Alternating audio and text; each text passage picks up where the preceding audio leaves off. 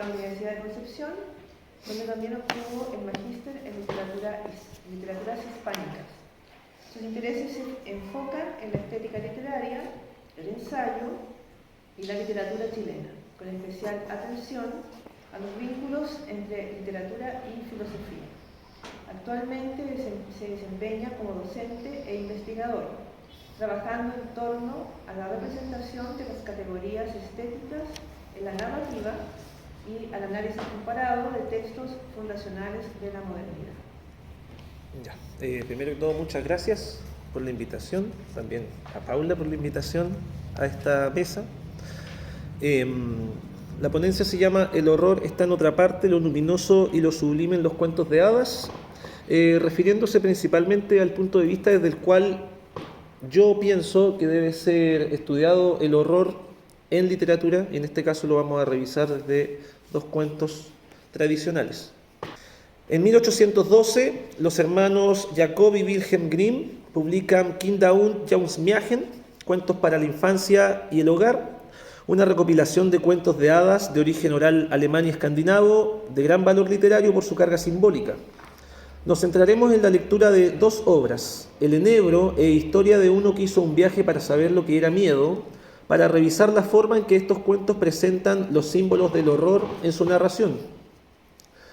En Historia de uno que hizo un viaje para saber lo que era miedo se nos presentan dos hermanos. Al menor se le cataloga de tonto en comparación a su hermano mayor. El muchacho emprende un día la busca del miedo. Su busca es infructuosa a pesar de enfrentar todo tipo de experiencias que debieran provocarle miedo, dígase fantasmas, muertos vivientes, ataúdes, la oscuridad de la noche. No es sino hasta el final donde podemos ver que da por exitosa su busca. En El Enebro, el mal que origina los acontecimientos horrorosos viene sugerido desde una otredad llamada demonio en el relato, que invita a una madrastra a matar a su hijastro para luego darlo de comer al padre. Revisaremos estas narraciones para evidenciar que el horror es una forma de otredad que no puede percibirse mediante la búsqueda científica, sino mediante la lectura simbólica. Consideremos el étimo de terror, el latín terreo, que significa hacer temblar y del cual deriva temblor. Este temblor es la manifestación material de algo que está más allá. Siempre hay un algo que provoca el temblor. Lo mismo ocurre con el vocablo horror, ese poner los pelos de punta. Damos nombre a aquello que podemos observar sin que esto sea suficiente para identificar el misterio o la causa que hay detrás de estas palabras. Lo que llamamos horror y sus consecuencias son símbolos de algo que está en otra parte. El historiador estadounidense Robert Darnton abre su libro La gran matanza de gatos y otros episodios en la historia de la cultura francesa con un capítulo referido a los cuentos franceses recopilados por Charles Perrault en el libro Cuentos de Mama Oca del año 1695. Sabemos que los cuentos reunidos en este libro también se encuentran en parte en la compilación de los Grimm. Darnton comenta que existe un error en la lectura de los cuentos tradicionales cuando ignoramos su dimensión histórica, pues esto provoca un uso anacrónico y reduccionista de los cuentos. Consideramos que la propuesta de Darnton es correcta en su sentido, sin embargo, limita a la literatura como un medio para explicar aspectos sociológicos y culturales, la llamada historia de las mentalidades. Nuestra intención, en cambio, es considerar elementos culturales para, al hablar de la literatura, describir la forma en que ésta traslada datos de un saber tradicional. Teniendo esto en consideración, para nuestra lectura, las versiones de los hermanos Grimm están afectadas por el carácter científico de la modernidad. Ellos escriben inmersos en la primera revolución industrial, por ende, tanto su percepción como la utilidad de los cuentos es distinta a la que original y oralmente tuvieron. Esto no significa que las narraciones pierdan su carácter simbólico, únicamente presentan estos datos tradicionales de otra manera. La secularización de las narraciones no necesariamente genera una lectura errada del saber tradicional, la Sofía perennis de la que habló René Guénon, sino que permite evidenciar cómo éstas se vuelven una protección de dicha tradición. Respecto del horror, que es la razón de nuestro ensayo, Darnton destaca el ambiente de pesadilla presente en estas narraciones tradicionales, cuyo fin original era preparar a las generaciones más jóvenes para enfrentar la dura realidad de su época. La pregunta es por qué estos cuentos cuya finalidad germinal era provocar miedo y aprendizaje hace siglos siguen teniendo sentido hoy en día. En su indagación filosófica sobre el origen de nuestras ideas acerca de lo sublime y de lo bello, Edmund Burke afirma que el horror, al igual que lo sublime, puede ser placentero cuando se experimenta desde una distancia segura. Cito: cuando el peligro o el dolor acosan demasiado, no puede dar ningún deleite y son sencillamente terribles, pero a cierta distancia y con ligeras modificaciones puede ser y son deliciosos como experimentamos todos los días. Después agrega: todo lo que es de algún modo terrible o se relaciona con objetos terribles o actúa de manera análoga al terror es una fuente de lo sublime, produce la emoción más fuerte que la mente es capaz de sentir. ¿Cómo se genera aquello que tememos? Edmund Burke declara que para que una cosa sea muy terrible, en general parece que sea necesaria la oscuridad. Cuando conocemos todo el alcance de cualquier peligro o cuando logramos acostumbrar nuestros ojos a él, gran parte de nuestra aprehensión se desvanece. Esta dimensión oscura, misteriosa, se vuelve necesaria. No saber lo que depara, no poder observarlo claramente. En Sobre lo sublime, Pseudolongino describe que existe una amplificación y abundancia en lo sublime. Por esto nos rebasa y supera. El protagonista del cuento Historia de uno que hizo un viaje para saber lo que era miedo no se deja rebasar y superar por las experiencias. Entonces, busca el miedo cegado por la luz del conocimiento. Igual que un científico, él sabe, tiene toda absoluta claridad de cómo se ve el temor y por tanto no comprende la oscuridad como aquello en lo que se halla lo sublime e inentendible. No teme. Para él esa oscuridad es algo por descubrir, a lo que dar nombre y analizar empíricamente.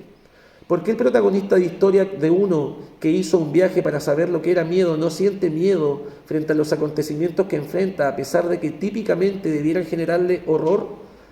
Respuesta: porque su busca de horror es a través de la materia, y el horror no está en la materia sobre la que opera, sino en una otredad que se esconde más allá.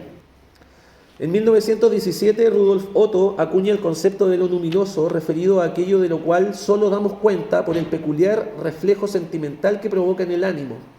No podemos palparlo empíricamente. Esta conceptualización nace de la necesidad de perfilar el concepto de lo santo, que en términos del mismo Otto es excedente de toda significación. Para dar límite y perfilar esta significación, propone el concepto de mysterium tremendum. Cito a Rudolf Otto: el tremendo misterio puede ser sentido de varias maneras. Se presenta en formas feroces y demoníacas. Puede hundir el alma en horrores y espantos casi brujescos. Para Otto, el concepto de misterio es lo oculto y lo secreto, lo que no es público, lo que no se concibe ni entiende, lo que no es cotidiano ni familiar. Este misterio provoca una reacción específica, el estupor, el asombro intenso. Y como todo auténtico misterio es religioso, en palabras de Otto, lo santo sería otra forma de referirnos al absoluto otro inconmensurable. Lo sublime se corresponde con lo luminoso. Ninguno de estos conceptos se puede desarrollar en su totalidad. Agrega Otto: podemos reunir algunas notas generales racionales que se repiten en todos los objetos que llamamos sublimes, que lo sublime llena los límites de nuestra facultad de comprensión y amenaza sobrepasarlos dinámica o matemáticamente, sea por una poderosa exteriorización de fuerzas, sea por su magnitud espacial. Nunca podrá el protagonista de Historia de uno que salió en busca del miedo encontrar el horror si para él todo le es científicamente familiar y explicable. Nunca encontramos horror en ese cuento, sino solo caretas de horror. En el enebro, en cambio, se nos presenta una dimensión del horror diferente. El demonio que habla a la madrastra no tiene rostro, no tiene forma y, mucho más importante, no obedece al método lógico racional en su actuar, que es feroz, violento y terrible. En el enebro se nos presenta la visión del horror como rostro de lo absoluto otro. Solo nos queda el sentimiento frente a lo que leemos. La otredad misteriosa, en tanto religiosa, debe ser resuelta mediante caminos suprarracionales y no científicos. Su comprensión no se halla mediante una respuesta replicable y unívoca. La experiencia del horror es única e irrepetible, personal e intransferible debido a su vastedad. Esas pocas notas racionales y generales de las que habla Otto son lo único que tenemos para su comprensión. Ahora voy a pasar a la revisión operativa del horror en estos cuentos. Los dos cuentos de hadas que se analizan en este ensayo muestran cómo la visión moderna del horror da con la superficie de la experiencia, mientras la visión tradicional profundiza en la otredad. Primero, historia de uno que hizo un viaje para saber lo que era miedo. La narración nos sitúa en la vida de un labrador, un campesino, un trabajador que debe ganarse el dinero, un sujeto esencial de la revolución industrial. El protagonista, su hijo, de espíritu moderno, desea encontrar el terror mediante la razón a través de su manifestación material, el temblor del cuerpo, el escalofrío. El muchacho no rechaza la noche ni los cementerios, es decir, no teme. El padre, motivado por la necesidad económica, aspecto esencial de la modernidad, invita a su hijo menor a buscarse un trabajo. El hijo decide buscar el miedo antes que el trabajo. Su aventura contempla los siguientes episodios. Primero, el sacristán del pueblo se disfraza de fantasma para atemorizarlo. El muchacho no se asusta y lo empuja rodando por la escalera del campanario sin sentir miedo. El muchacho lo llama alma del otro mundo, pero lo trata como a una persona de este mundo. Es decir, no hay ritual en su interacción. Segundo, un hombre le dice que si duerme junto a los 7 cadáveres de unos ahorcados sentirá miedo. El muchacho durante la noche los descuelga porque piensa que sentirán frío como él. Al ver que no se calientan junto a la lumbre, los vuelve a colgar indignado con ellos. Tampoco siente miedo. Más adelante, un carretero lo lleva a una posada. Allí lo envían a un castillo donde muchos han perdido la vida. Si pasa 3 noches dentro, podrá casarse con la hija del rey. En la prueba solo lleva leña, un cuchillo y un torno. Voy a proceder a describir las 3 noches que pasa en este castillo. La primera noche, perros y gatos que hablan y tienen cadenas de fuego se le aparecen amenazantes. El muchacho los espanta y los mata. Luego se acuesta en una cama que se mueve sola hasta que se cae de ella. Solución, el muchacho decide dormir en el suelo junto al fuego. Segunda noche, un hombre partido en 2 mitades, otros hombres espectrales aparecen y se ponen a jugar una macabra partida de bolos. El muchacho les alisa los huesos con que juegan usando el torno que lleva. Luego duerme plácidamente junto al fuego. Tercera noche, 6 hombres muertos con un ataúd. El muchacho lo abre y al ver dentro un cadáver lo acerca al fuego para que se entibie. Luego se acuesta con él hasta que con la tibieza de su cuerpo lo resucita. El resucitado intenta matarlo, el joven lo vuelve a meter en la caja y los espectros se retiran. Entra un hechicero, le gana una apuesta de fuerza, lo amenaza de muerte y el hechicero le ofrece riquezas para no matarlo. Tras esto, el joven duerme junto a la lumbre. En el desenlace, el protagonista logra temblar al momento en que su esposa le echa agua con peces en la cara. La lumbre, la luz, el símbolo del conocimiento científico, siempre acompañan a este personaje, quien tras enfrentar los horrores y no sentir miedo, siempre vuelve a ella. El enebro. Con el tradicional hace ya mucho, mucho tiempo, el cuento nos posiciona en un pasado inaccesible, similar al hilo témpore. Unos 2000 años completa el narrador. Una pareja ruega al cielo, los personajes piden por tener hijos, creen en el ritual. Estas son características del saber tradicional. Los ciclos de la vida en este cuento están sincronizados con los ciclos de la naturaleza, la creación, símbolo tradicional de lo absoluto otro. En el inicio del relato, la esposa muere luego de dar a luz.